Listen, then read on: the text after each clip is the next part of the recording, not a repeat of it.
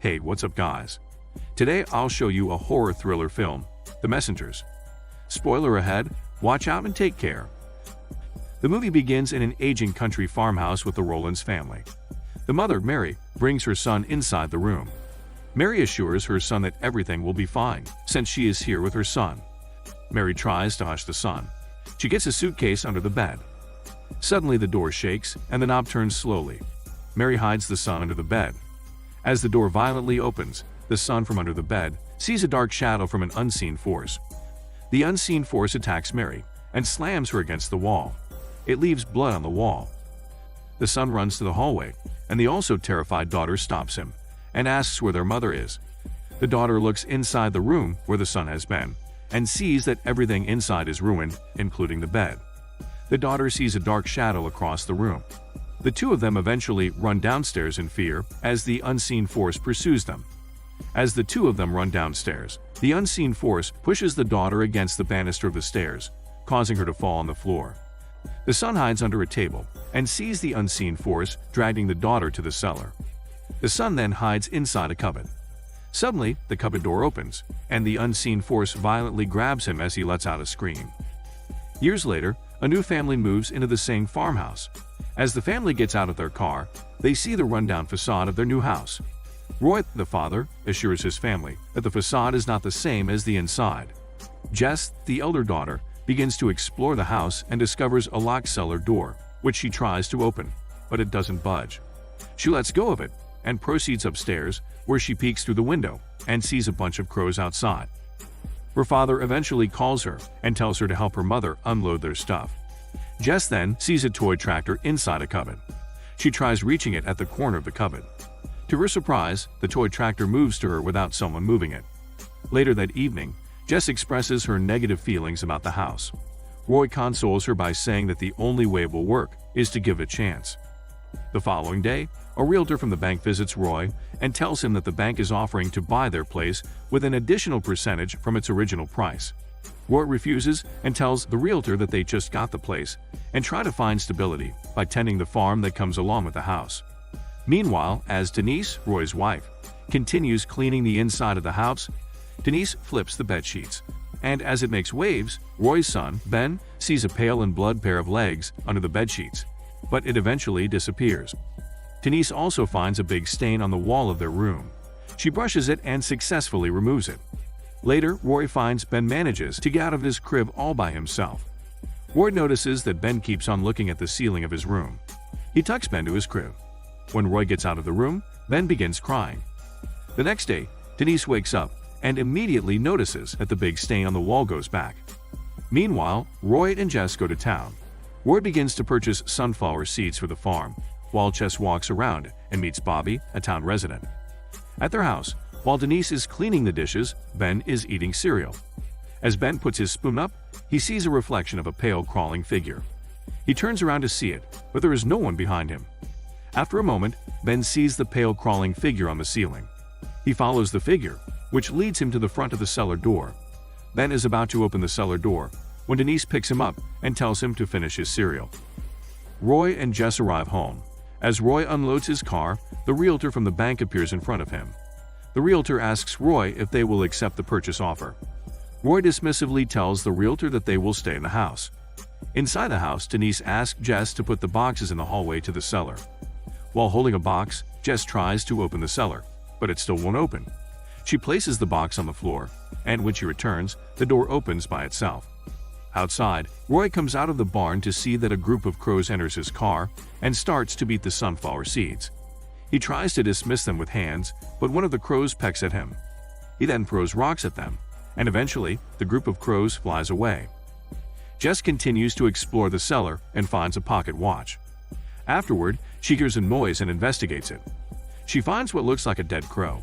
She gets a piece of wood and tries to touch the crow, but it wakes up and surprises her. The crow flies and finds its way outside. Meanwhile, as Roy continues unloading his car, a group of crows attacks him. The crows stay away from him when they hear gunshots. The gunshots come from John, who happens to pass by their house. John introduces himself to Roy. Denise and Jess go outside to check on Roy. Roy then introduces John to his family and hires him to work for them. Roy tells John that he won't pay John until the harvest is sold, but he promises John that he will provide meals for him. Months pass by. John continues to help Roy tend his sunflower field. One afternoon, Denise leaves Jess to take care of Ben, while bringing Roy to the hospital to receive stitches for the cut on Roy's hands that he got from operating the tractor. As they leave, Jess notices lots of crows on the roof of their house. Later that evening, while cooking dinner, Jess feels that someone is upstairs. She is about to check when the banister of the stairs falls. She immediately runs to Ben. All of their furniture inside the house begins to break and fly by itself across the room. She calls the police, and it advises her to get out of the house immediately. She drops the phone when she sees Ben walking away and following the toy tractor moving by itself. The toy tractor leads Ben to the cellar. Jess follows Ben to the cellar, but Ben is not there. She eventually sees Ben in the hallway. As Jess is about to come to Ben, pairs of pale hands grab her to the cellar. The pairs of pale hands eventually let her go. She picks Ben up, and with the help of John, they manage to go outside. The police arrive at their house. Roy and Denise follow and ask what happened. The police tell Roy that Jess describes a lot of damages, but there is nothing inside that supports her claims. The police also tell Roy that they will let this pass, and classify it as a false alarm and not a deliberate hoax. As the police leave, Jess insists on telling the truth, but Denise and Roy don't believe her. The next day, she goes to Bobby and talks to him about the house. Bobby mentions the cellar being haunted. Jess arrives home and goes to the cellar. As she walks around the cellar, dark sticky mud begins to flood the floor. Jess tries to get out, but then sees a pale woman with a broken face. The pale woman tries to grab her in dark sticky mud, but she eventually escapes. Jess then confides with John and tells him that she thinks that a woman died in the cellar. One afternoon, Jess sees movements in the sunflower fields. She follows it, leading her to the barn. She finds a pale child facing the wall. Jess approaches the child, and it attacks her. The attack leaves bruises and lacerations on her legs. Afterward, Roy and Denise bring her to the hospital. The doctor inquires if Jess has had any personal troubles that may lead her to harm herself. Denise reveals that she has suffered from emotional difficulties during their time in Chicago. On the way home, Jess confesses that there are pale people in the house, and that they are the ones who assaulted her. However, Roy isn't buying it, claiming that she is the one who hurt herself. After arguing with her parents in the car, Jess walks into the house and notices that the pocket watch she found in the cellar opens by itself, revealing a woman's photograph within. Meanwhile, Roy and Denise fight about the relocation to the country and the complications it brings, especially when Roy turns down an opportunity to sell the farm to an unknown individual for 15% more than they paid for it, without informing Jess. After hearing a thud from upstairs, Roy checks on Jess. To his surprise, Jess is nowhere to be found. Jess sets out on her bike and bumps with Bobby, who is driving a truck. They go into town in his truck together and talk about how she believes the Rowlands didn't just end up leaving the house, but died. Jess then tells Bobby the account of her drunk driving accident, which resulted in Ben's hospitalization. Ben hasn't been able to speak since. Ben's therapy has exacerbated the family's financial strains, but it did not give positive results. Back at the house, Denise is having a conversation with Ben.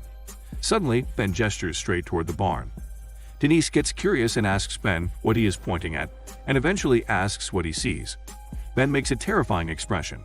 His eyes are drawn down with his fingers. Meanwhile, the crows return in large groups and attack John while working at the sunflower fields. The crows eventually peck him to almost death, but he eventually survives. Back at the house, Denise is putting Ben to bed when she hears a cracking sound. She turns around to see a pale womanly figure appear in a human shape from the stain on the wall. In town, Jess and Bobby head to the town store to look at the daily newspaper clippings. Jess discovers a family portrait of the Rowlands. To her surprise, she spots John in the photograph and concludes that he must have something to do with the Rowlands family. Back at the farm, John reflects on his poor harvest before. He then remembers himself overcome by his predicament. As Denise prepares to move out of the house alongside Ben, John heads to the house. Denise reminds John of his wife and kids, who would have had to abandon him back then, and John eventually assumes Denise is Mary, his wife. Denise with Ben hides in the cellar to get away from John. Jess and Bobby return from town and look for Denise and Ben. They continue looking for Denise and Ben around the house with a small axe. John pursues them around the house, causing damage to the walls throughout the chase. John catches Bobby and knocks him down. Eventually, Jess runs down to the cellar and finds Denise and Ben hiding there. John manages to break the door with the pitchfork. He continues to pursue them in the cellar. After a while, Roy returns to the house and goes to the cellar. He finds Jess, but John stabs him in the back with a pitchfork. Jess fights John with a coal shovel. However, John is much stronger than her. John throws Jess to the other side of the room. Denise gets out of hiding and is about to attack John, but John manages to hit her first. John again attacks Jess, and he is about to stab Jess with a pitchfork. Meanwhile, the floor is beginning to flood with dark sticky mud again. Jess avoids the pitchfork, and it misses her. Jess kicks John to dark sticky mud. 3 pale figures appear in the dark sticky mud, resembling Mary, the son, and the daughter of the Rollins family. The 3 evil spirits drag John down into the dark sticky mud, trying to drown and kill him. It's revealed that John, the father of the Rollins family, killed his whole family brutally in the same house years ago. That's why the house is later haunted by their ghosts, who are lingering in the house as the spirit messengers, trying to vent their anger and warn the new move-in family of the past tragedy. However, all of a sudden, John emerges from the mud and grabs Jess' foot. Fortunately, Roy and Denise manage to help Jess out. Afterward, the police and paramedics arrive and assist the family, and the house is seemingly turned back to normal after the 3 ghosts' revenge on the brutal father, John. The movie ends with Roy and Denise staying at the house and tending to their growing sunflower farm, while Jess is taking care of Ben, who can now utter words. Bobby is also helping the family with their farm. Crows begin to fly in a flock around the house and fly away. We can see that as the family navigates their new house, they also navigate their relationship with each other. It is also apparent how at the same time, the ghosts are revealed. It also reveals the conflicts lying within their family. This is Daniel CC Booby Channel. Stay safe and enjoy your day.